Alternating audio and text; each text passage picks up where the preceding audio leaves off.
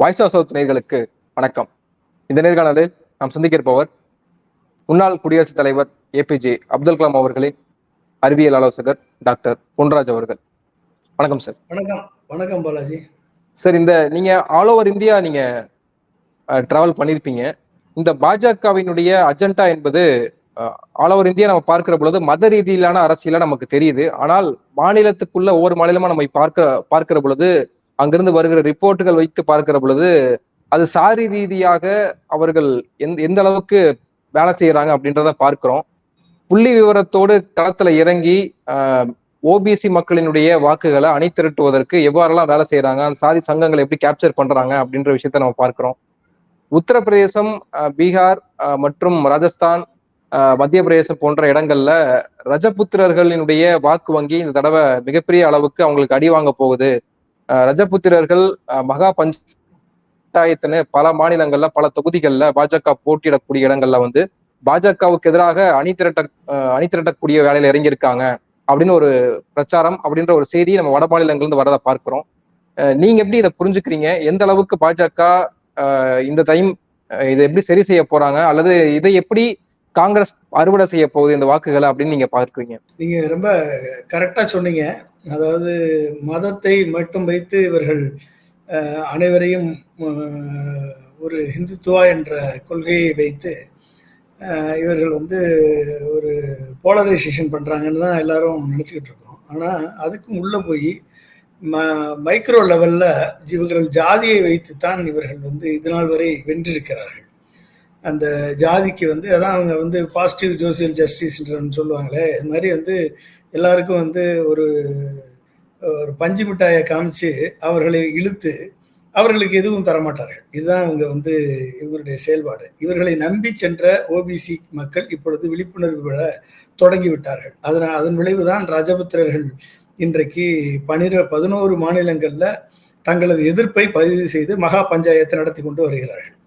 அதாவது நம்ம தமிழ்நாட்டில் பண்ணாங்கல்ல, நீங்கள் வந்து அதிமுகவை ஒழிக்கணும்னா முக்குளத்தோர் முதல்ல அவங்க வந்து முக்குளத்தோர் அவங்கள ஒழிக்கணும். முதல்ல அவங்க யாரு? சசிகலா, தினகரன். சசிகலாவை அரெஸ்ட் பண்ணி ஜெயிலில் வச்சாங்க. அது இந்த கேஸ் எடுத்து அவங்கள முதல்வர் பதவி ஏற்க விடாமல் செய்தார்கள். அடுத்து தினகரனை இரட்டையில கேஸில் உள்ள பிடிச்சி போட்டாங்க. அடுத்து ஓபிஎஸ்ஸை வந்து தர்ம யுத்தம் நடத்த வச்சு இப்போ 3 பேரையுமே ஒன்றும் இல்லாமல் செல்லா காசை ஆக்கிட்டாங்க. அடுத்து வந்து அப்போ முக்குளத்தோர்களுக்கு பின்னால் இருக்கக்கூடிய முக்குளத்தோர் சங்கங்கள், ஜாதி சங்கங்கள் வைத்து நடத்தக்கூடிய ஆளுங்களை எல்லாம் பிடிச்சி அவர்களுக்கு பணம் கொடுத்து மதம் அவங்களுக்கு வந்து அந்த பதவி ஆசையை காட்டி பணத்தாசை காட்டி பதவியில் இருக்கவர்களை தூக்கிட்டோம்னா, பதவியில் இருந்தவர்கள் உங்களுக்கு என்ன செய்தார்கள்? நாங்கள் வந்தால் உங்களுக்கு எல்லாம் பதவி கொடுப்போம், உங்களுக்கு ஆட்சி அதிகாரம் கொடுப்போம், உங்களுக்கு வந்து பணம் கொடுப்போம் என்று சொல்லி அவர்களை பிரித்தாண்டார்கள். அடுத்து யாரு? கவுண்டர் ஜாதி. கவுண்டர் அதிகமாக இருக்கக்கூடியவர்கள்.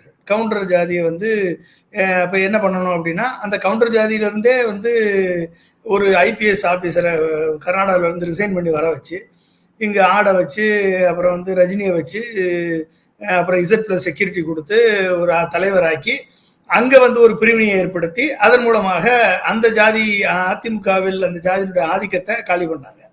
அடுத்து வன்னியர் ஜாதி, அதிகமாக இருக்கக்கூடிய வன்னியர் ஜாதி ஏற்கனவே inherent weakness. Because CBI case Anbumani மேலே இருக்குது. அந்த கேஸை வச்சே அவர்களை கூட்டணிக்குள்ள கொண்டு வந்து சமூக நீதிக்கு போராளி என்றவரை வந்து சமூக நீதிக்கு எதிரான ஒரு கட்சியாக இருக்கக்கூடிய பிஜேபியிலேயே அடக்கி விட்டார்கள். அப்போ இவர்கள் வந்து மைக்ரோ லெவலில் வந்து ஜாதியைத்தான் அவங்க பயன்படுத்துகிறாங்க என்பது நம்ம தமிழ்நாட்டை உதாரணம் எடுத்துக்கிட்டாலே உங்களுக்கு தெரியும். மேக்ரோ லெவலில் நம்மளுக்கு ஹிந்துத்துவா என்ற மேக்ரோ லெவல் கண்ணாடி தெரியும். ஆனால் மைக்ரோ லெவலில் வந்து ஜாதியில் பலமானவர்களை எல்லாம் காலி பண்ணி, ஒன்று ஊழல் கேஸில் காலி பண்ணுவாங்க, இல்லைன்னா வந்து அவர்கள் மேலே வந்து இடி, ஐடி இந்த மாதிரி சிபிஐ ரைடு விட்டு அவங்கள காலி பண்ணுவாங்க. இல்லை அப்படின்னா வந்து அவங்களுக்குள்ளே ஒரு கழகத்தை தூண்டி விட்டு அவர்களுக்குள்ளே 2 குரூப்பாக பிரித்து அந்த குரூப்பை வந்து தங்களோடு இணைத்து அவர்களை வந்து கொண்டு வருவாங்க. இது வந்து நேச்சுரலாகவே யூபி எடுத்துக்கிட்டீங்க அப்படின்னா, யூபியும் பீகாரும் யாதவர்கள், அதாவது லல்லு பிரசாத் யாதவா இருக்கட்டும், இல்லை முலாயம் சிங் யாதவா இருக்கட்டும், யாதவர்கள் டாமினேட்டட் ஏரியா அது. அப்போ அந்த யாதவர்கள் டாமினேட்டட் ஏரியா அப்போ ஓபிசி மக்கள் வந்து கிட்டத்தட்ட அவர்கள் வந்து ஒரு 60-70% இருக்காங்க ஓபிசி மக்கள். அப்ப அதுல யாதவர்கள் அதிகமானவர்களாக இருக்கிறார்கள். அப்ப என்ன ஆகுது அப்படின்னா, இந்த முலாயம் சிங் யாதவ் இருப்பதனாலே யாதவர்கள் பலம் பெறுகிறார்கள் என்று. அப்ப மற்ற ஓபிசி ஜாதியினருக்கு அங்கு வந்து முக்கியத்துவம் தரப்படுவதில்லை, அரசியல் முக்கியத்துவம் கொடுப்பதில்லை. அவர்களது எண்ணங்கள், அபிலாசைகள், அவர்களது வேலைவாய்ப்பு, கல்வி, இதுல எல்லாம் வந்து அவர்களுக்கு முக்கியத்துவம் கிடைப்பதில்லை, அரசியல் முக்கியத்துவம் கிடைப்பதில்லை, அரசியல் பதவிகள் கிடைப்பதில்லை என்ற ஒரு சூழல் அங்க வந்து சமாஜ்வாதி பார்ட்டி மூலமாக ஏற்பட்டது என்பது உண்மைதான். அதை பயன்படுத்தி அந்த மற்ற ஓபிசி யாதவர்கள் தவிர மற்ற ஓபிசிகளை எல்லாம் ஒன்றிணைத்து அவர்களுக்கு பதவிகள் ஆசை காட்டி அவர்களுக்கு பதவியை கொடுத்து அங்கதான் வந்து பிஜேபி மைக்ரோ லெவல் பாலிடிக்ஸை பண்ணி மேக்ரோ லெவலில் ஹிந்துத்துவாவை காமிப்பாங்க. அதில் விழுகக்கூடிய பட்டாம்பூச்சிகள் விழுந்து விடும். அதுக்கப்புறம் மைக்ரோ லெவலில் வந்து ஜாதியை காமிச்சு, ஜாதி அவன் இந்த ஜாதி பாரு, அவன் உயர்ந்த பதவியில் இருக்கான், இந்த உங்கள் ஜாதி மேலே வந்து இத்தனை வழக்குகள், போலீஸ் வந்து நீங்கள் வந்து குற்ற வழக்குகளுக்கு போனால் உங்கள் ஜாதி மேலே உங்கள் ஜாதியை சேர்ந்தவர்கள் பாதிக்கப்பட்டால் காவல்துறை நடவடிக்கை எடுப்பதில்லை, நாங்கள் வந்து உங்களுக்கு அந்த லா அண்ட் ஆர்டர் சுச்சுவேஷனில் உங்களை பாதுகாப்போம், உங்களுக்கு நாங்கள் சட்டப்படி ரவுடிகளிடமிருந்து ஆன்டி சோசியல் எலிமெண்ட்லேருந்து நாங்கள் உங்களை பாதுகாப்போம் என்றெல்லாம் சொல்லி, உங்கள் தொழிலை பாதுகாப்போம், உங்கள் வாழ்வாதாரத்தை பாதுகாப்போம், இந்த ரவுடிகள்லேருந்து உங்களை பாதுகாப்பது தான் யோகி ஆதித்யநாத் வந்து ஒரு அவதாரமாக ராபின்ஹுட்டாக உதித்திருக்கிறார் என்பதெல்லாம் வந்து இவர்கள் போட்டு 10 வருடம் இவர்கள் செய்தார்கள். இதில் அவர்கள் வெற்றியும் பெற்றார்கள். அந்த 2014 வெற்றி பெற்றார்கள், 2019 வெற்றி பெற்றார்கள், 2024 தான் இவர்கள் வேடம் வெளிப்பட்டு விட்டது. எனவே இந்த ராஜபுத்திரர்களை வந்து அந்த குஜராத்தில் சேர்ந்த ஒரு அமைச்சர், இவர்கள் வந்து ஆங்கிலேயர்களுக்கு அடிமையாக இருந்தவர்கள், இந்த ராஜபுத்திரர்கள், இவர்கள் தங்கள் மனைவிகளை கூட்டி கொடுத்தவர்கள் என்றெல்லாம் வந்து அவர்கள் மேல அவதூறு கருத்துக்களை பரப்பி இவர்கள் முஸ்லீம் மன்னர்களோடு உறவாடி கொண்டிருந்தார்கள், முஸ்லீம் மன்னர்களுக்கு அடிமையாக இருந்தார்கள் என்றெல்லாம் சொல்லி இன்றைக்கு ராஜபுத்திரர்களின் ஒட்டுமொத்த வெறுப்பை சம்பாதித்திருக்கிறது பிஜேபி. இது வந்து அப்ப என்னாச்சு அப்படின்னா, ஒட்டுமொத்த ராஜபுத்திரர்களும் முசாபர் நகரில் நடந்த கலவரத்துக்கு பின்புதான், முஸ்லிம்களுக்கு முசாபர் நகரில் நடந்த கலவரத்துக்கு பின்புதான் ராஜபுத்திரர்கள் அனைவருமே பிஜேபிக்கு ஆதரவளித்தார்கள். ஒட்டுமொத்தமாக இதே மாதிரி மகா பஞ்சாயத்தை கூட்டி தான் ஆதரவளித்தார்கள். பிஜேபி பல்வேறு, அதாவது கிட்டத்தட்ட 64 இடங்கள்ல வெற்றி பெற்றது. அப்ப அந்த ஒரு வெற்றியை வந்து இந்த ஜாதி கலவரத்தை உருவாக்கி அதில் மத கலவரத்தை, மத சாயத்தை பூசி அதன் மூலமாக முஸ்லிம்களை எதிரிகளாக காட்டி மற்ற யாதவர்கள் டாமினேஷனை வந்து நாங்கள் ஒழிக்க வேண்டும், மற்ற ஓபிசிகளுக்கு அங்கீகாரம் கிடைக்க வேண்டும் என்றெல்லாம் சொல்லி இவர்கள் வந்து பொய் வேடம் போட்ட பிஜேபியினுடைய உண்மை இன்றைக்கு வெளிப்பட்டு விட்டது. அதனால்தான் இன்றைக்கு ராஜபுத்திரர்கள் ஒட்டுமொத்தமாக பிஜேபியை நாங்கள் வந்து என்ன ஆணவத்தோடு நீங்கள் பேசுகிறீர்கள் என்று, நீங்க வந்து ராஜபுத்திரர் தான் இவர் யோகி ஆதித்யநாத், ராஜபுத்திரர் தான் ராஜ்நாத் சிங், ராஜபுத்திரர் தான் வி கே சிங்கே இப்ப இடம் கிடையாது, வி கே சிங்கே சீட்டு கொடுக்கல. அப்ப இவர்கள் வந்து இதுல வந்து பிஜேபி மிசரபிளி ஃபெயில்டு. இந்த ஒரு அதாவது ஜாதியை கையில் எடுத்தவன் ஜாதியாலே அழிவான், மதத்தை கையில் எடுத்தவன் மதத்தாலே அழிவான் என்பதற்கு இந்த பிஜேபி ஒரு உதாரணம். அப்ப நீங்க ஜாதியையும் மதத்தை, மக்களை மக்களாக பார்க்காமல் அனைத்து மக்களுக்கும் நியாயம் என்றால், நீதி என்றால் அனைவருக்குமான நீதியாக இருக்க வேண்டும். அது சமூக நீதியா இருந்தாலும் அனைவருக்குமான சமூக நீதியா இருக்கணும். அது வந்து அரசியல் நீதினா அனைவருக்குமான அரசியல் நீதி இருக்கணும். பொருளாதார நீதினா அனைவருக்குமான உள்ளடக்கிய, அனைவருடைய வளர்ச்சியை உள்ளடக்கிய பொருளாதார நீதியாக இருக்கணும். இங்க வந்து ஜாதிய ரீதியான சமூக நீதி பிஜேபியினுடைய அரசியலுக்கு ஏற்ற ஒரு சமூக நீதியை ஆன ஒரு ஃபார்முலாவை உருவாக்கியவர் திரு அமித்ஷா அவர்கள். அது மோடிக்கு வந்து ரொம்ப கன்வீனியன்டா இருந்தது 2 முறை வெற்றி பெறுவதற்கு. ஆனா அதையே திரும்பி நீங்க பண்ண முடியாதுல்ல. நீங்க எப்படி பண்ணுவீங்க? நீங்க வந்து இன்றைக்கு ரஜபுத்திரர்கள் வந்து ஒட்டுமொத்தமாக இறங்கி இருக்கிறார்கள். இன்றைக்கு அதை முலாயம் சிங் யாதவனுடைய புதல்வன் அகிலேஷ் யாதவ் அதை வந்து கரெக்டா வந்து ஃபோக்கஸ் பண்ணி கொண்டு போறாரு.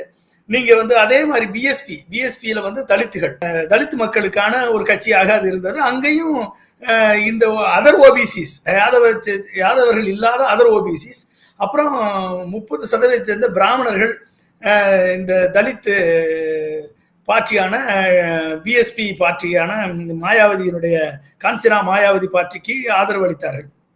அதனாலதான் அவர் முதலமைச்சர் ஆனார். ஆனால் முதலமைச்சர் ஆனதிலிருந்து வரலாற்றிலே மிகப்பெரிய ஊழல்வாதியாகி மாறி அவர் அந்த தலித்துகளுக்கே செய்ய முடியாத அளவிற்கு இவர் மட்டும் ஊழலில் திளைத்தவர். இன்றைக்கு அந்த தலித்து மாயாவதியை பிஜேபி வந்து தன் கைக்குள் அடக்கியே வைத்த பொம்மையாக வைத்திருக்கிறது. எப்படி இங்க வந்து நம்ம ஓபிஎஸ் இபிஎஸ் இவர்கள் எல்லாம் வைத்திருக்கிறார்களோ அதே மாதிரி வந்து மாயாவதியை பல்வேறு வழக்குகளுக்கு நடுவில் சிக்கி இருக்கக்கூடிய மாயாவதி இன்றைக்கு வந்து இதில் மாட்டியிருக்கிறார். அப்ப என்னாச்சு அப்படின்னா அங்க வந்து ஒரு தலித் என்றால் தலித்துக்கான ஒரு உச்சபட்ச அதிகாரம் கிடைக்கும் என்று பார்த்தால் தலித்துக்கான அதிகாரத்தை விட மாயாவதி வளர்ந்ததுதான் மிச்சம் என்ற ஒரு சூழல் ஏற்பட்டிருக்கிறது. நீங்க வந்து நான் டெல்லியில இருக்கும் போதும் ராஜாஜி மார்க்ல எனக்கு டாக்டர் கலாமோட நான் பணியாற்றும் பொழுது ஒரு மிகப்பெரிய பங்களா, அந்த பங்களாவுக்கு எதிர்த்தாப்புல ஒரு 5 பங்களாவை மாயாவதி கட்சிக்கு கொடுத்திருக்கிறது பிஜேபி. எப்படின்னு பாருங்க, மாயாவதி கட்சிக்கு 5 பங்களாங்க. நீங்க அந்த டெல்லியில நார்த் பிளாக்ல ஒரு 2 to 3 ஏக்கர் பங்களா வந்து பங்களால நான் இருந்தேன். எனக்கு டைரக்டரா இருக்கும் பொழுது எனக்கு ஒதுக்கப்பட்ட பங்களா அது. அந்த பங்களாவுக்கு எதிர்த்தாப்புல கிட்டத்தட்ட 5 பங்களாவை காலி பண்ணி அந்த 5 பங்களாவை வந்து மாயாவதிக்கு கொடுத்துருக்காங்க. அப்ப எப்படி கொடுக்கப்பட்டது, யார் ஆட்சியில கொடுக்கப்பட்டது? இந்த கடந்த 10 ஆண்டுகள்ல அது நடந்திருக்கு, இந்த பிஜேபி ஆட்சியில் நடந்திருக்கு. அப்ப என்னாச்சு அப்படின்னா மாயாவதி பேச்சு எங்காவது இருக்கா? மாயாவதி என்னைக்காவது வந்து இந்தியா கூட்டணிக்கு சப்போர்ட் பண்ணியிருக்கா அந்த அம்மா? மாயாவதி பிஜேபி எதிர்த்து அரசியல் பண்ணியிருக்கா? இல்லை. காரணம் பிஜேபியினுடைய ஆளாக அது மாறிவிட்டது. அவங்க வந்து அந்த ஒன்று கேஸ் எடுக்க மாட்டோம், உன் கேஸ் உனக்கு வராது, உனக்கு வழக்கு வராது, நீ ஒழுங்கா இருக்கணும், இந்த உனக்கு தேவையான அனைத்தையும் செஞ்சு கொடுத்துட்டோம். அது டெல்லியில ராஷ்டிரபதி பவன் பக்கத்துல ஒரு மிகப்பெரிய ஒரு ராஜாஜி மார்க் என்ற மிகப்பெரிய ஒரு இடத்துல அங்க வந்து இந்த பங்களாவை கொடுத்துருக்காங்க. கிட்டத்தட்ட 10 ஏக்கருக்கு மேல ஒரு 10 to 15 ஏக்கர் இருக்கும். இந்த இடத்த கொடுத்துருக்காங்க அப்படின்னா அங்க வந்து மாயாவதி பார்ட்டிக்கு ஒரு ஆபீஸ் கொடுத்துருக்காங்க. நான் இப்ப சமீபத்தில் போனப்பதான் பார்த்தேன் நான். அப்ப எப்படிப்பட்ட ஒரு பாலிடிக்ஸ, தலித்தை வந்து தனியா ஒதுக்கணும், தனியா நிக்கணும். 19% வாக்கு வங்கி வைத்திருக்கக்கூடிய தலித் பார்ட்டி தனியா நின்னால், யாதவர்களை கொண்ட எஸ்பி தனியா நின்னா, மற்ற சமூகம் ஓபிசி மற்ற சமூகத்தில் இருக்க அனைவருமே பிஜேபி பின்னால் நின்னால் பிஜேபி வெற்றி வருமா, வெற்றி பெறாதா? இங்க அந்த ஃபார்முலா தான். அந்த ஃபார்முலாவை தான் வந்து அமித்ஷா வந்து கரெக்டா கையில் எடுத்து இவர்களை வாக்கு வங்கி. ஆனா அந்த ஜாதிகளுக்கு ஏதாவது பண்ணியிருக்காங்களா? அது உத்தரப்பிரதேசம் மட்டும் இல்லை, பீகாரா இருக்கட்டும், உத்தரப்பிரதேசம் இருக்கட்டும், ராஜஸ்தானா இருக்கட்டும், மத்திய பிரதேசம் இருக்கட்டும், அனைத்து வட மாநிலங்கள்லையும் இவர்கள் இந்துத்துவா என்று சொல்லி ஒரு வார்த்தையை சொல்லி அனைத்து மக்களையுமே வந்து ஜாதிய ரீதியாக எந்த ஜாதி எந்த ஆட்சியில் எந்த மாநில கட்சிகள் ஆட்சி நடத்தக்கூடிய ஆட்சியில் அதிக அதிகாரம் பெற்றிருக்கிறதோ அதற்கு எதிராக இருக்கக்கூடிய அனைத்து ஜாதிகளையும் ஒன்றுபடுத்துவாங்க. அனைத்து ஜாதியும் ஒன்றுபடுத்துவாங்க. நீங்க தமிழ்நாட்டு எடுத்துக்கிட்டீங்கன்னா எம்ஜிஆரும் கலைஞரும் ஜெயலலிதாவும் 3 பேருமே எடுத்துக்கிட்டீங்க அப்படின்னா, எம்ஜிஆர் வந்து எந்த ஜாதியை சேர்ந்தவர்களுக்கும் தேர்தலில் போட்டியிட வாய்ப்பு கொடுப்பார், அவர் ஜெயிப்பார். எந்த ஜாதியா இருந்தாலும் சரி, ஜாதி பார்த்து நிறுத்துறது கிடையாது. கலைஞரும் அப்படித்தான், அதே மாதிரி ஜெயலலிதாவும் அப்படித்தான். ஆனால் பெரும்பான்மை ஜாதியை சேர்ந்தவர்களுக்கு அதிகமான வாய்ப்புகள் அந்த தொகுதியில கொடுக்கப்படும். ஆனா எம்ஜிஆரும் ஜெயலலிதாவும் கலைஞரும் 3 பேரும் அனைத்து ஜாதிகளுக்கும் பொதுவானவர்கள். ஒரு தனிப்பட்ட ஜாதியினுடைய டாமினேஷன் அங்க வராது. ஒரு தனிப்பட்ட ஜாதியினுடைய டாமினேஷன் பெரும்பான்மை சமூகத்தை சேர்ந்தவர்களாக இருந்தாலும் கூட அங்க டாமினேஷன் வராது. அப்ப அந்த அளவிற்கு வந்து அவர்களுக்கு வாரியத்தை உருவாக்கினார் கலைஞர். ஒவ்வொரு வாரியத்தை உருவாக்கி அந்த வாரிய பதவிகளை கொடுத்தார். எம்எல்சி இருந்தது, அது எம்ஜிஆர் தான் எம்எல்சியை வந்து அந்த மேல் சபையை கலைச்சாரு. ஆனா அந்த எம்எல்சி வர வேண்டும், மேல் சபை வர வேண்டும். வந்தால்தான் விளிம்பு நிலையில் இருக்கக்கூடிய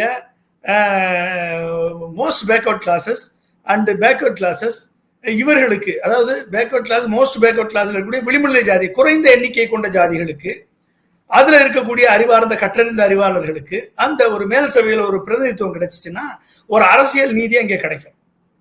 இது ஒரு அரசியல் காரணங்களுக்காக எம்ஜிஆர் அதை கலைச்சார். அதை அப்படியே விட்டுட்டாங்க. வர மற்ற ஜெயலலிதாவும் அதை எடுத்துக்கல, கலைஞர் எடுத்துக்கல, மு க ஸ்டாலின் அவர்களும் எடுத்துக்கல. அப்ப வந்து இப்ப இந்த மேல் சபை வர வேண்டும், வந்தால்தான் இந்த எம்பிசியில் இருக்கக்கூடிய 116 ஜாதிகள் இருக்கு. இந்த 116 ஜாதிகள் வெறும் விளிம்பு நிலை ஜாதிகளாக இருக்கிறது. அந்த ஜாதிகளுக்கு அவங்களுக்கு அரசியல் பிரதிநிதித்துவம் கிடைக்கும். அப்ப இப்படியெல்லாம் வந்து தமிழகம் வந்து அனைத்து ஜாதிகளையும் அரவணைத்து சென்றதால் தான் திமுக, அதிமுக இந்த 50 ஆண்டு காலம் தமிழகத்தை ஆண்டது.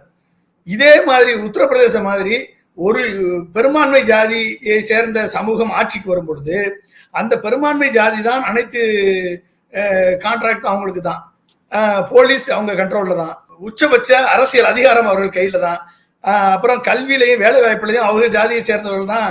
ஒரு உருப்படியான நேர்முக தேர்வு கிடையாது, ப்ராப்பரான இன்டர்வியூ. ராகுல் காந்தி கூட சொன்னார்ல, நாங்க நேர்முகத்து இது பரீட்சை வந்து சரியா நடத்துவோம் அப்படின்னு சொன்னாரா இல்லையா? என்ட்ரன்ஸ் எக்ஸாம் இது வேலைக்கான தேர்வுகள் மெரிட் படி நடத்துவோம்னு சொன்னாரா இல்லையா அவரு? அடுத்து வந்து அதை என்ன எக்ஸாம் நடக்காதீங்க, அவர்கள் போடுற லிஸ்ட் தான், யாரெல்லாம் வேலை கொடுக்குறாங்களோ வேலைக்கு தான். அப்ப என்ன ஆகுதுன்னா, பாதிக்கப்படக்கூடிய மற்ற ஓபிசி மக்கள் பிஜேபி நம்மளை காப்பாற்றணும்னு நம்பிதான் இந்த 10 ஆண்டு காலம் அவர்கள் பின்னால சென்றார்கள். இப்போ நீங்க சொல்றபடி இருக்கு இல்லையா, அதாவது இப்போ ஓபிசி மக்களினுடைய அவநம்பிக்கை பெற்று இருக்கு பாஜக, இடஒதுக்கீடே இருக்குமா அப்படின்ற சந்தேகம் வந்து ஓபிசி மக்களுக்குள்ள எழுந்திருக்கு.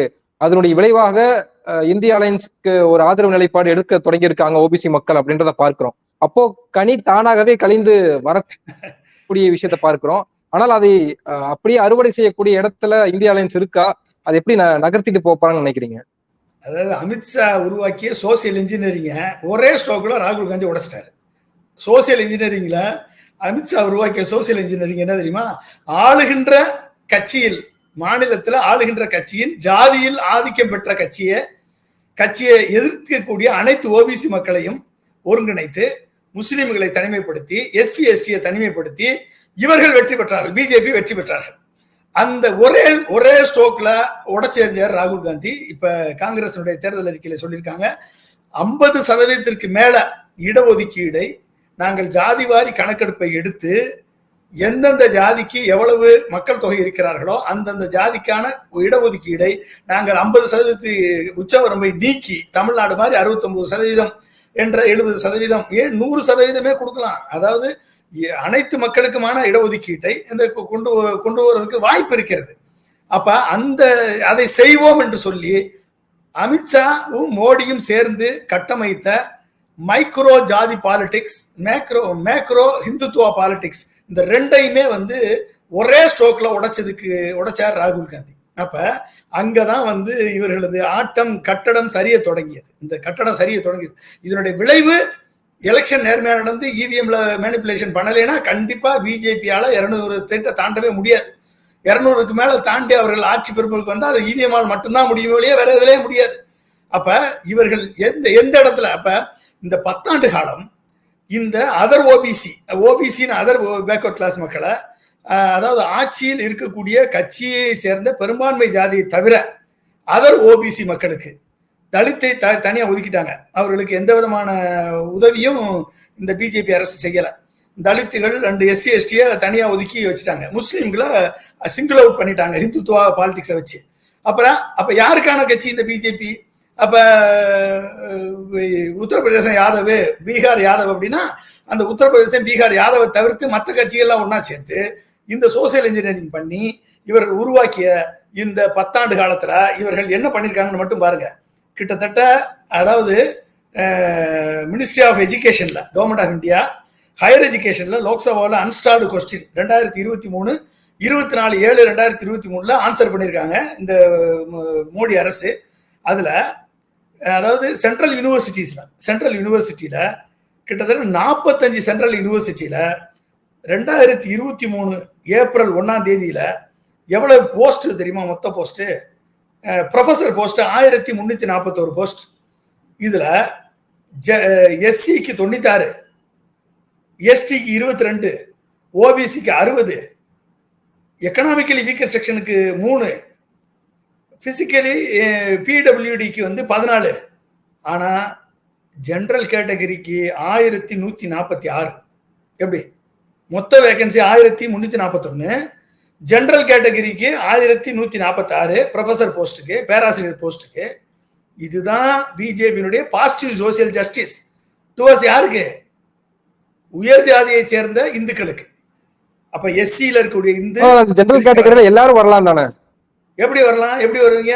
எஸ்சி எஸ்டி ஓபிசி இடபிள்யூஎஸ்ல வரலன்னு போட்டிருக்கானே, இந்த கண்ணு முன்னால இருக்க. எல்லாரும் வந்தா எல்லாருக்கும் கொடுத்துருக்காங்களா? இல்லையே.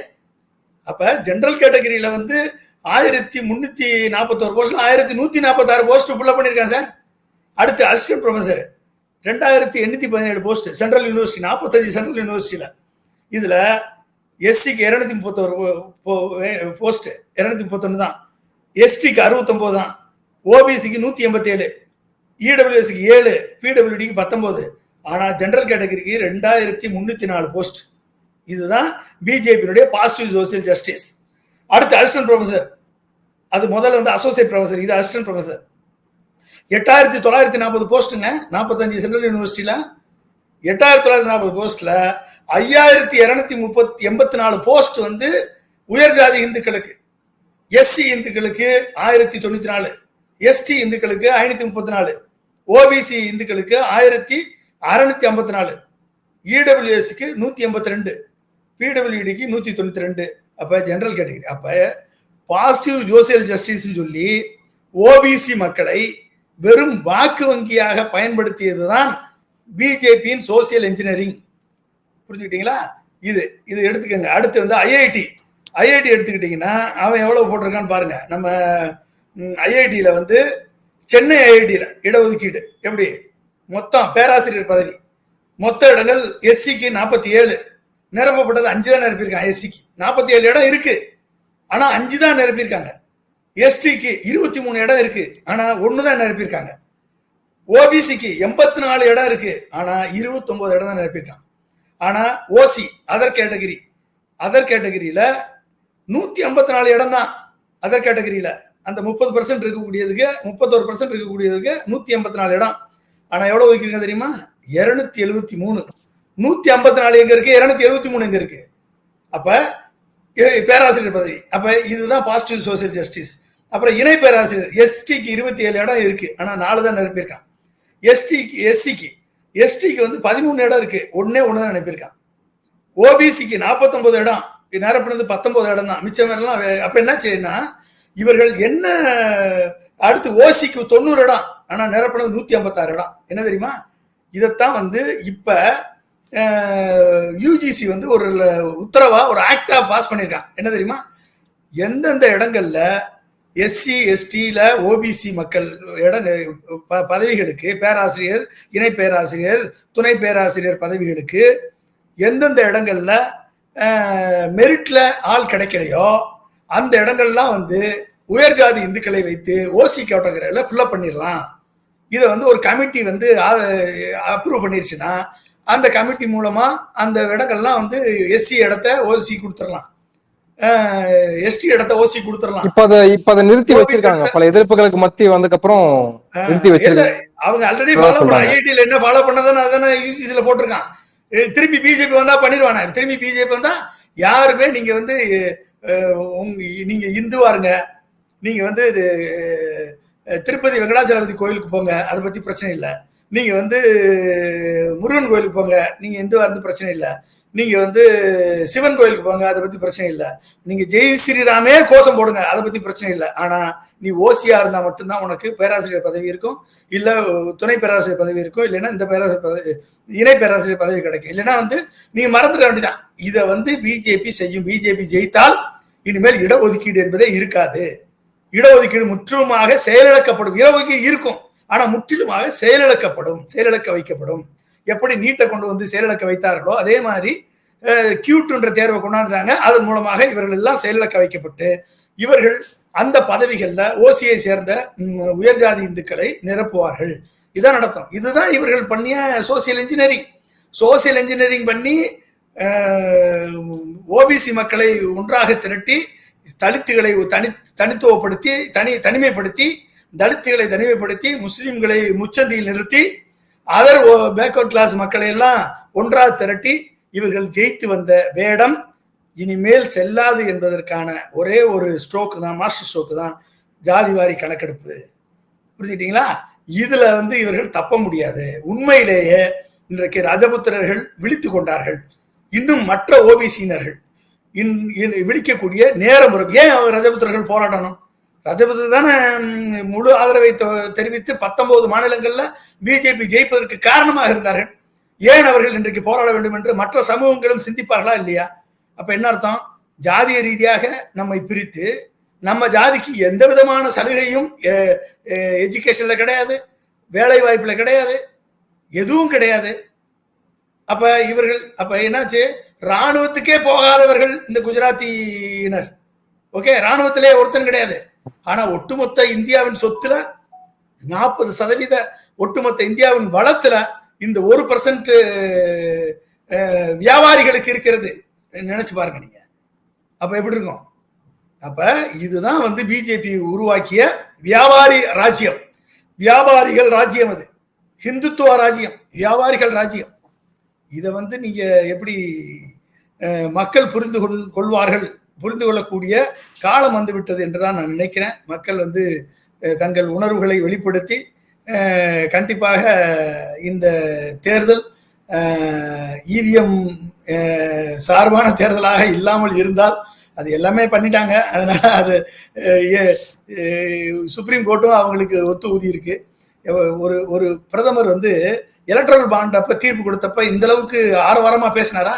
பாத்தீங்களா நீங்க? எலக்ட்ரல் பாண்ட் தீர்ப்பு சாட்டையடி பிஜேபிக்கு கொடுத்தாங்களா இல்லையா?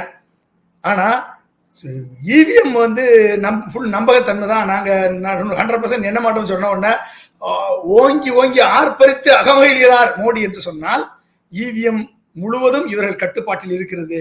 இவர்கள் சொன்னபடி நீ என்ன வேணாலும் இடஒதுக்கீடு கொடு, ஜாதி வாரி கணக்கெடுப்பேடு, நீ என்ன வேணாலும் பண்ணு, பிரச்சாரம் பண்ணிக்கோ, என்ன வேணாலும் பண்ணிக்கோ, ரிசல்ட் எங்கிட்ட இருக்குப்பா. 400 ரிசல்ட் எங்கிட்ட இருக்குன்ற அவர் டிக்ளேர் பண்ணிருக்காங்க. 400 ரிசல்ட் வந்தால் 400 தொகுதி என்ன என்றால் மக்கள் புரட்சி வெடித்து, இந்த மக்கள் புரட்சியின் மூலமாக விவிபேட்டையும் இவிஎம்மையும் எண்ணினா தான் அந்த 400 நாம் ஏற்றுக்கொள்ள வேண்டும்.